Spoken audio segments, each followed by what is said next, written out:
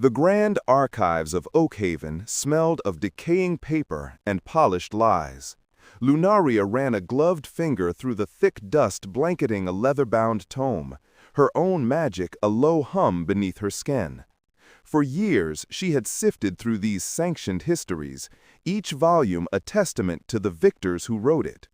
The narratives were seamless, the chronologies perfect, and the omissions so vast they screamed into the silence of the library.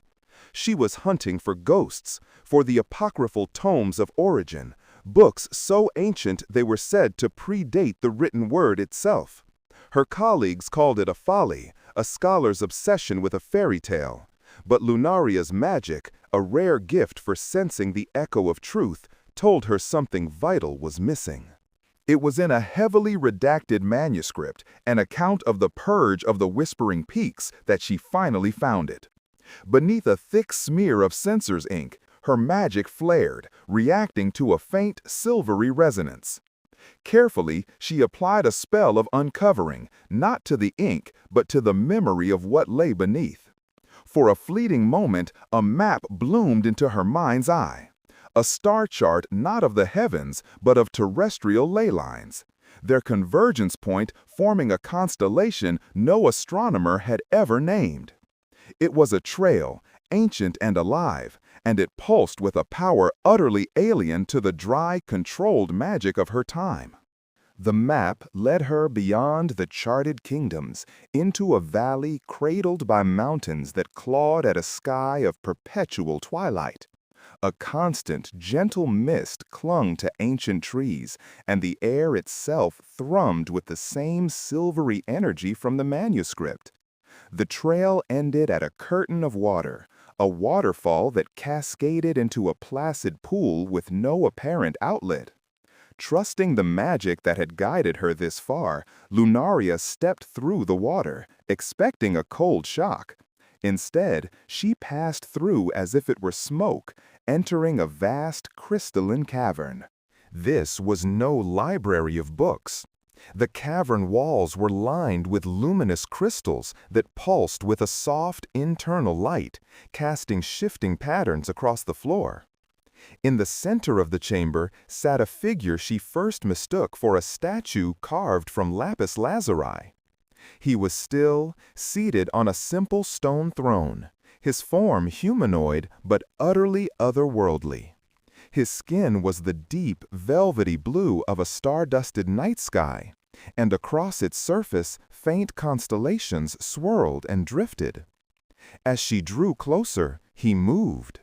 Two eyes, the color of molten gold, opened and fixed upon her. "You are a long way from the lands of the ink-stainers." His voice resonated through the cavern, not loud, but deep, like the grinding of tectonic plates.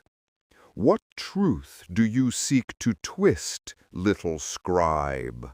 Though his presence was overwhelming, Lunaria held her ground, her heart hammering against her ribs. "I am no scribe of the conquerors," she said, her voice steadier than she felt. "My name is Lunaria. I seek that which they destroyed. I seek the tomes of origin."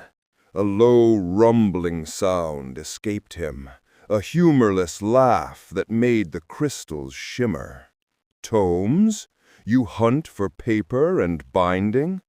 He rose slowly, his height far greater than she had anticipated.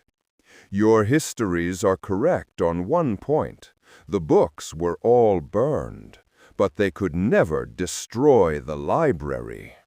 He extended a long-fingered hand, and she saw the constellation of a celestial hunter emblazoned across his forearm. They simply did not know how to read it. As if commanded by a silent thought, the stars upon his skin began to glow, their silvery light intensifying. He was Asterion, he explained, the last of the cosmos, a people who did not write history, but embodied it. Each star on their skin was a life, a battle, a discovery. each constellation an epic, their entire lineage a living chronicle of the world from its first breath. The tomes of origin were never books, they were his ancestors. Lunaria stared, her scholarly mind reeling as the profound, impossible truth settled over her. Her own magic, the gift that had always felt incomplete, sang in resonance with the light radiating from his skin. This was the source, the pure, undiluted truth she had spent her life searching for. The histories she had memorized were not merely biased records, they were a meticulously crafted lie, an act of genocide meant to erase not just a people, but reality itself. They spoke for a time that had no measure in the timeless cavern. He showed her the birth of the first sun, a brilliant nova that bloomed across his chest. He read her the story of the ocean's creation from the swirling nebula on his back. His stories were vibrant, alive with sensation and emotion in a way no written word could ever be. She, in turn, told him of the gray, faded world she came from, a world built on the ashes of his people, where magic was a rigid science and history was a weapon. An unlikely bond formed in the quiet glow of the crystal-lit cavern. He was an archive of a world lost, and she was the first in millennia to seek his pages. His loneliness was as vast as the cosmos he wore, and her thirst for knowledge was a match for his endless library. It was not a bond of romance, but something deeper, a partnership between the last living memory and the one scholar who had the key to unlock it. They called it the Great Cleansing, Lunaria murmured, gently touching a faint, jagged scar that tore through a constellation on his hand, a mar in the perfect tapestry. They wrote that it brought unity and progress. Asterion looked down at her, his golden eyes holding the light of 1,000 distant stars and the sorrow of 1,000,000 forgotten stories. Now, he said, his voice softer than she had ever heard it, stripped of its ancient weariness and filled with a nascent hope, we will call it the beginning of remembering. The weight of his words settled upon her not as a burden, but as a mantle. For the first time, the vague, persistent longing that had driven her research had a name and a purpose. It was not simply about correcting texts or uncovering secrets. It was about resurrecting a reality. The silence of the Grand Archives had been the sound of a world holding its breath, waiting for a story that had been stolen from its throat. She looked from the jagged scar on his hand to the endless, swirling galaxies across his skin. The task was impossibly vast. Where did one even begin to unravel a lie that had become the very firmament of civilization? The ink-stainers built their world on a foundation of our bones and our silence, Asterion said, as if hearing her unspoken thoughts.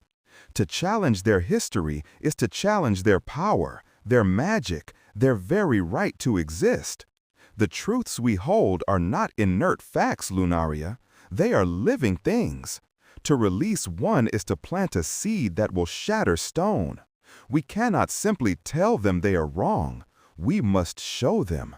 He guided her towards a constellation that shimmered faintly near his collarbone, a cluster of stars that looked like a wind-swept mountain range. You found me through the echo of the whispering peaks. That is where we will begin. They wrote of a purge of heretics, of silencing dangerous magic. They lied. He paused, his golden eyes meeting hers, a challenge and an invitation in their depths. Your magic allows you to hear the resonance of truth. I wonder, what will happen if you touch the source? Hesitantly, Lunaria reached out, her gloved fingers tracing the starlight peaks on his skin. The moment she made contact, the humming beneath her own skin surged into a deafening chorus. It was not a transfer of information, but a violent, beautiful unlocking. The crystalline cavern dissolved around her, not fading, but shattering into a million points of light that swirled and coalesced. The air grew sharp with the scent of pine and cold stone, and a deep, resonant music filled the space where silence had been. She was standing on a mountain pass under a sky choked with unfamiliar stars. She was not herself.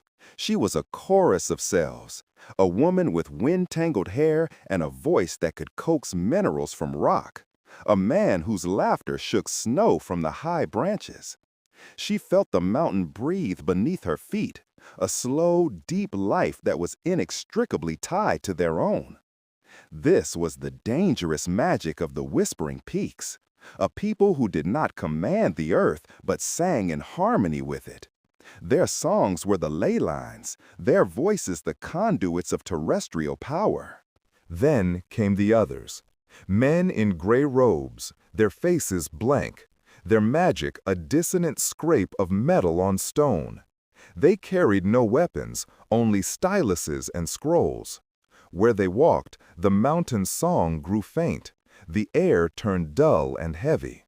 They did not kill with swords, but with ink. They wrote edicts of non-existence, casting spells of forgetting, drawing lines on maps that severed the people from the mountain's heart. The purge was not a battle. It was a methodical, silent erasure, a magical plagiarism that replaced a living symphony with a single, monotonous word: obey. Lunaria pulled her hand back with a gasp, stumbling away from Asterion as the cavern reformed around her. The memory was seared into her mind, more real than the years she had spent among dusty shelves. Her heart ached with a grief that was not entirely her own. She could still feel the phantom sensation of the mountain's life fading, still hear the last desperate notes of a song being smothered by the scratching of a censor's quill. This was the truth of the purge, a truth of stolen life and stolen art. Asterion remained still, watching her with an expression of profound sorrow and ancient patience. The stars of the Whispering Peaks on his skin glowed with a renewed, sorrowful light. "You see now," he rumbled, his voice the sound of a lonely mountain. "Truth is not read. It must be felt. It must be remembered in the blood. You are the first in an age to share this memory. You are now a page in the library yourself." Lunaria looked at her own hands, half expecting to see starlight there. The remembering had begun, and its first chapter was now written within her.